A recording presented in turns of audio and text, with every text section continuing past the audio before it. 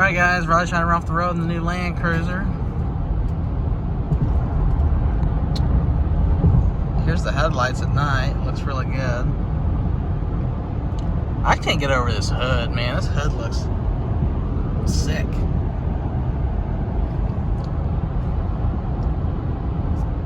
How is it? It's badass. It rides so nice. I mean, you can still feel the bumps, but like they're just like super settled. Yeah.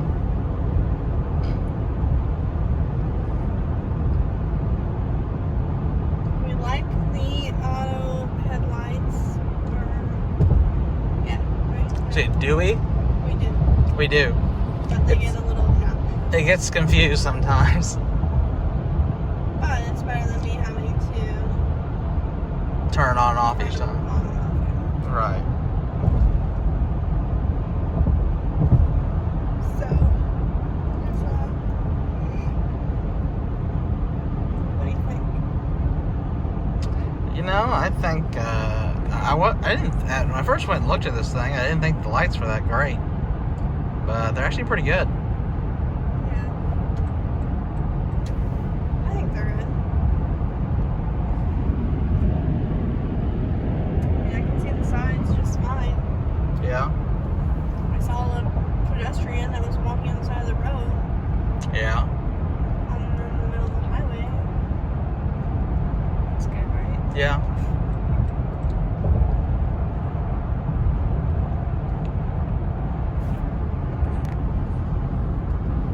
They shined pretty far when we were on the back roads. Yeah. They're pretty good. I'd say the headlights themselves are probably brighter than what we have in the 4Runner. I think the light bars made the biggest difference. Now are they $1,000? Yeah, $1,000. I don't know. Yeah, the headlights are $1,000 each if you have to replace them. Everyone's passing me. So I'm going down to 60 now because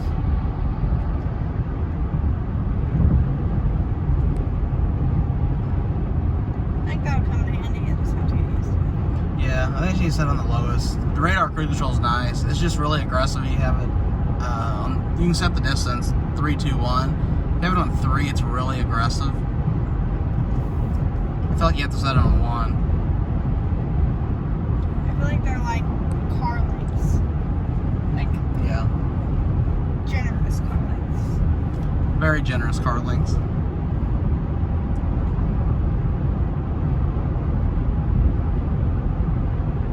Like a Yukon XL. Yeah, like a boat car link.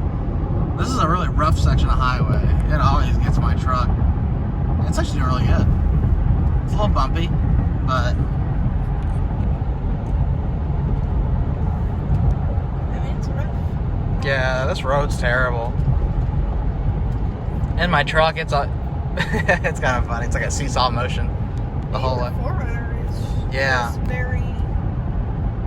It's like you're riding.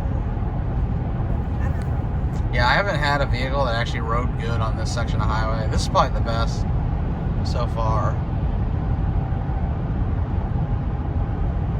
You can kind of feel the motion.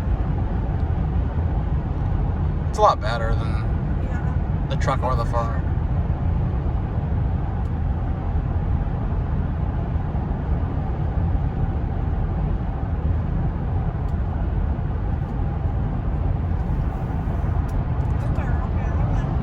People flying on 63.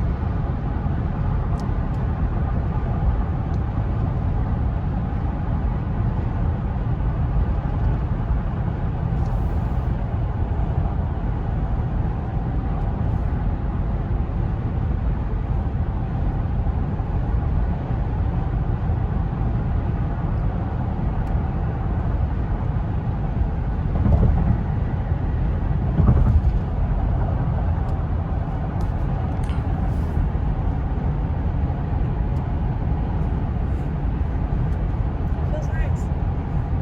Yeah. It's comfy for sure.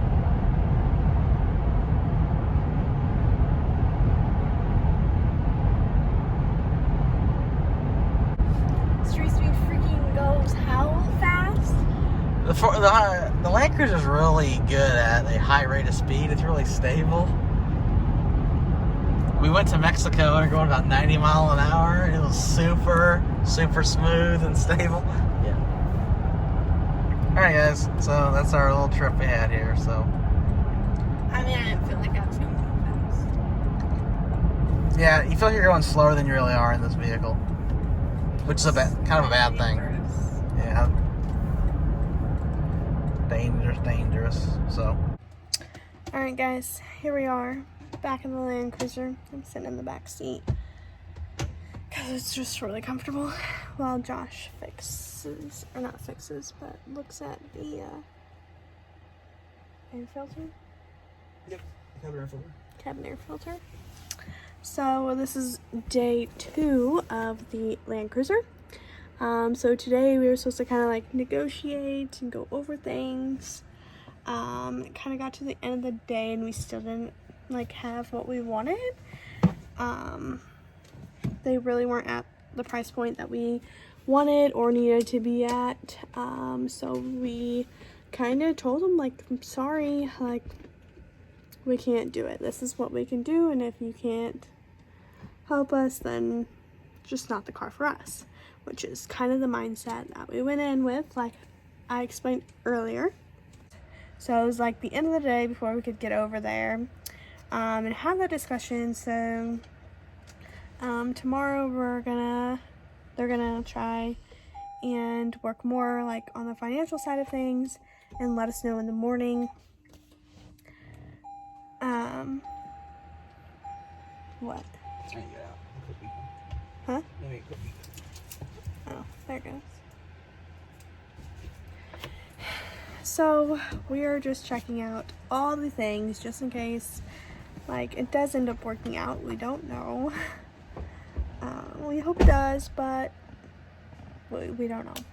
So since we've had it for 2 days, it's really been like one whole day, if that, because we got it like last night and then we really didn't. I drove it once today until Josh got off work, and then we drove it a little bit on the way home. But we've kind of just been chilling, going through everything, like trying to figure it out because it's way more high tech than, for one, what I'm used to. And Josh is more, I don't know, he knows more about this stuff than I do, but still, like this entertainment center that is in the back, I had no idea how. I still don't know how to control it. I just fit the covers over it just now. It comes with headphones, but the batteries are still like packed in the plastic, so like I don't want to open that. So I can't really test those out. Yeah, we've just been kind of hanging out. Josh has just been checking everything out, making sure everything works because he's so smart. Yeah, they never changed the cabin air filter, I don't think. It was full of leaves and bugs and everything. Yeah, it was kind of gross, wasn't it? Yeah, it was. What else can we tell about it? KDSS module's not rusted out. That's good. I was able to undo the screws. So that's what people worry about, right? Yeah, on the Land Cruiser forums, people said to check the KDSS screws.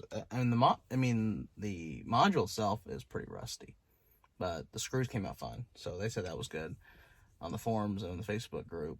And then they said to check the radiator, which I didn't see any leaks. Apparently it's a common thing. Toyota finally fixed it in like 2018, I think, or something like that.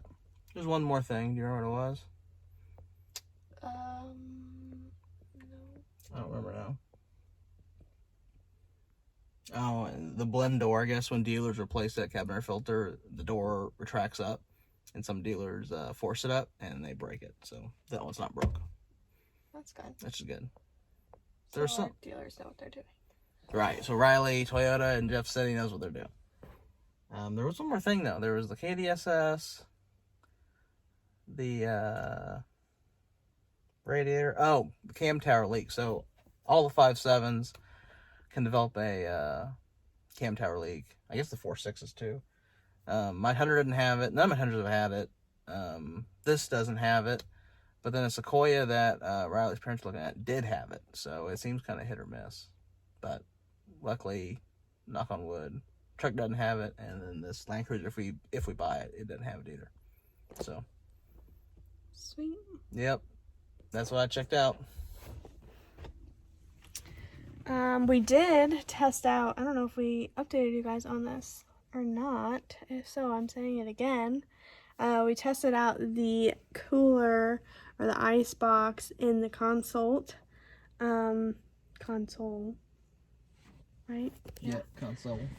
Alright guys, so I don't know if we told you about this or not, but the Land Cruiser does come with the cool box, which is basically it plumbs the air conditioner into the box.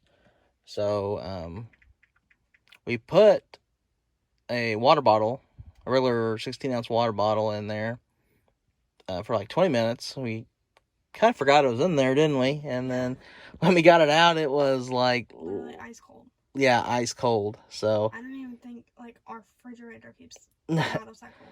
Yeah, this is ridiculous. And funny thing is, we tried to figure out how to turn the AC off, but then the Land Cruiser wouldn't let us do it because we were cooling our water bottle in here. So that's how we remembered, wasn't it? Yeah, that's how we figured out the bottle was in there, because we couldn't figure out how to turn the AC off. And then I think Riley Googled it and said that if you're using the cool box, it won't turn off. Yeah, so. But if you read all Toyota's nice long directions on everything, it actually will tell you that the AC will not turn off if this is on, or if the temperature is lower outside than 32 or. Yep, it says right in the front. Turning the cool box on also turns on the front air conditioning. So, those things that we never read or look at come in handy sometimes.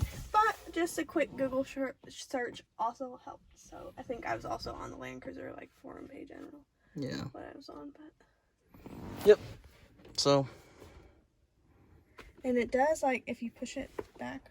It does go up pretty high. It stays. Like, yeah. Well, I mean, it stays here, but, like, you can push it back even farther. Yeah. Pretty cool. It's supposed to do that. Yeah, I think so. What else can we tell them? I don't know.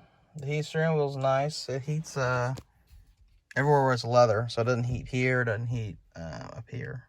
Yeah. Heated cool seats are new to me. Josh has it in the Tundra. Yeah, I just so I was sitting in the passenger seat, and it feels like it's not on, I can't really see, but the cooled seats, the backs of them also feel like they're blowing air too. My Tundras only do the bottom. Maybe that's, and we kind of agree that the Tundra blew out more on the bottoms. So maybe that's why it blows out less here, because it's going both directions. You're probably really close to my face. Yeah, I was. But I think that's why the Tundra felt more powerful, is because it was only blowing out the bottom. This is blowing out feels like the back and the bottom, so. That makes sense. Yep. What else? We'll see tomorrow if they make a good deal on this or not. Sure. It's supposed to be tomorrow. We may have a Land Cruiser, we may not. Yep, we may have a Land Cruiser, we may not. We told them what we wanted. This has been sat on their lot for like 3 weeks. 4 weeks now, yeah. It was gone one time we went to go look at it, so someone test drove it one time, I think, from when we first saw it on the lot. And I guess we're probably the second ones to test drive it. So we'll see what they do on the price, but it's really nice. Like, what I love is, like, when you push on stuff, it doesn't like creak. Everything's put together well. Oh yeah, it's definitely solid. You can just tell with the doors even. Yeah, even shutting the doors, it sounds solid. I mean, they're heavy too, but it's a solid sound. More solid than my Tundra, I'd say, for sure. So, anything else you want to say? I don't think so. All right. Until next time. Peace. Peace.